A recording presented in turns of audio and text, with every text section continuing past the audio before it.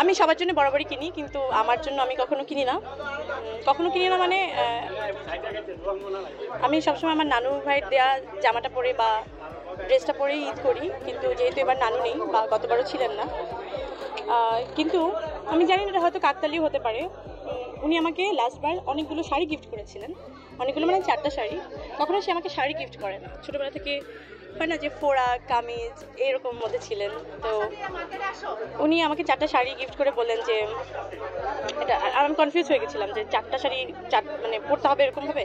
তো যেহেতু অনেক আমি কাজের মধ্যে ছিলাম, আপনারা জানেন যে গত বছর আমি কলকাতাতে সিনেমা করেছিলাম, খুব রাশ টাইম একটা ছিল, তো ওর মধ্যে আমি আসলে পারিনি।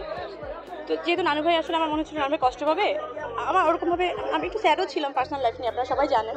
তো ওরকম সেলিব্রেশন করার মতো আমাকে স্পেশাল করে দেখার মতো কিছু ছিল না। আমার মনে হয় যে ওই যে ছোটোবেলার যে ঈদটা থাকে, যে অনেক খুশি, অনেক আনন্দ, মেহেদি পরা, নীল পলিশ পরা, নতুন জামার গন্ধ, ওরকম আসলে ফিলটা তো আসলে বড় হওয়ার সাথে সাথে অনেক ফেড আউট হয়ে যায়। তখন অনেক দায়িত্ব চলে আসে।